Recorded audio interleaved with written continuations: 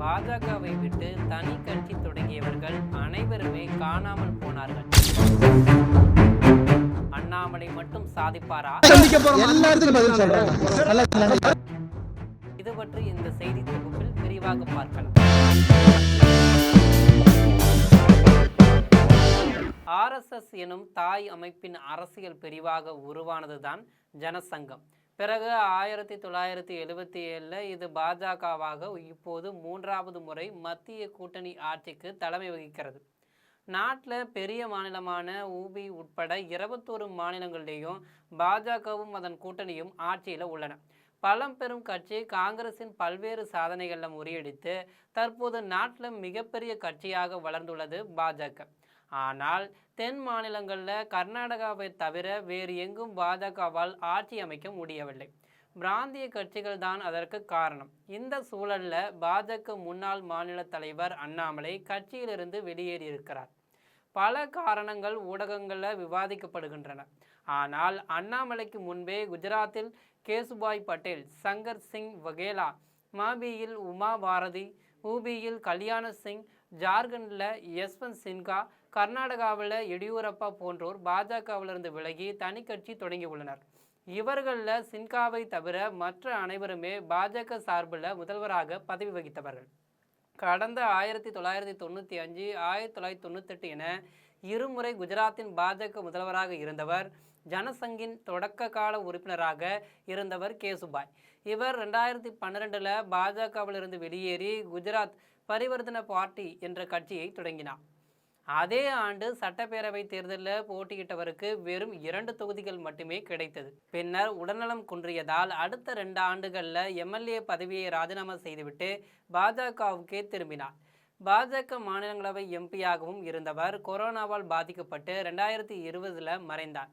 குஜராத்தில் சங்கர் சிங் வகேலாவும் பாஜகவிலிருந்து 1996 வெளியேறினார். அதே ஆண்டு ராஷ்டிரிய ஜனதா பார்ட்டி தொடங்கி காங்கிரஸ் ஆதரவுடன் குஜராத் முதல்வரானார். ஓராண்டு மட்டும் பதவியில் இருந்துவிட்டு பின்னர் கட்சியை காங்கிரசுடன் இணைத்து விட்டார். காங்கிரஸிலிருந்து 2017 வெளியேறி தனி கட்சியில் போட்டியிட்டவரால் ஒரு தொகுதியிலும் வெல்ல முடியவில்லை. அதன் பிறகு தேசியவாத காங்கிரஸ் கட்சியில் ஐக்கியமானவர். அங்கிருந்தும் வெளியேறி 2022 3வது முறையாக புதிய கட்சி தொடங்கினார். அப்போது சங்கர் சிங்கால் எம்எல்ஏவாக கூட முடியவில்லை.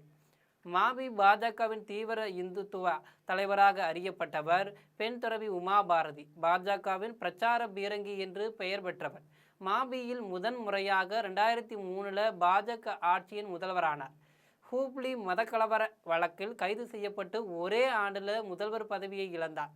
கடந்த 2004 பாஜகவிலிருந்து நீக்கப்பட்டதால் தனி கட்சி தொடங்கி சாதிக்க முடியாமல் போனார். மீண்டும் 2011 பாஜகவில் சேர்க்கப்பட்டு ஊபி அரசியலில் களம் இறக்கப்பட்டார். மத்திய அமைச்சராகவும் இருந்தவர் தற்போது ஓய்வு பெறும் நிலையில் இருக்கிறார்.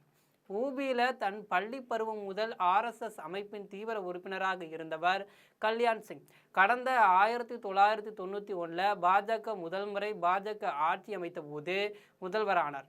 அயோத்தி பாபர் மசூதி இடிக்க முக்கிய காரணமானவர். இதனால் ஊபி அரசு கலைக்கப்பட்டு பதவி இழந்தவர். கடந்த 1997 மீண்டும் முதல்வரானார்.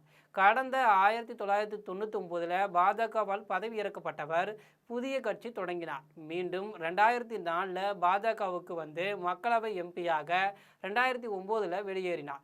கடந்த 2014 பாஜகவுக்கு திரும்பியவர். ராஜஸ்தான் கவர்னர் பதவி காலம் முடிந்து 2021 காலமானார். கர்நாடகாவில் இளம் பருவம் முதல் ஆர்எஸ்எஸ் தொண்டராக இருந்தவர் PS எடியூரப்பா.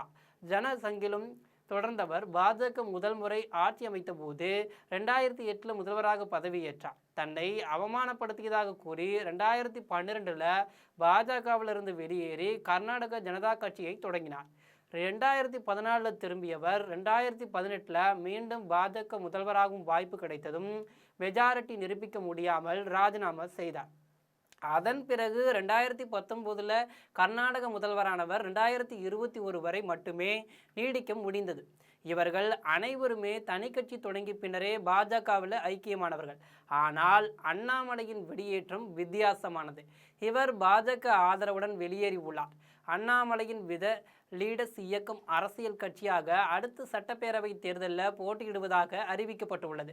இதில் அவர் தாவேக விஜயை போல் அடுத்த முதல்வராகி விடுவாரா என்று உறுதியாக கூற முடியாது. இதனால் அண்ணாமலைக்கும் இதர மாநில தலைவர்களைப் போல் பாஜகவுக்கு திரும்புவதை தவிர வேறு வழியில்லை.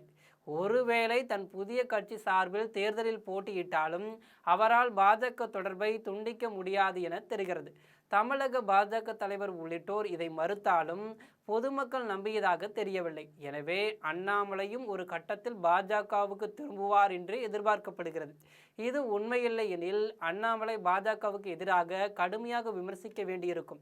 இதை வரும் நாட்களில் அண்ணாமலை செய்வாரா என்பதை பொறுத்திருந்து பார்க்கலாம். இதுபோன்ற செய்திகளை உடனுக்குடன் தெரிந்து கொள்ள ஜெம் தொலைக்காட்சியுடன் தொடர்ந்து இணைப்பில் இருங்கள். நன்றி, வணக்கம்.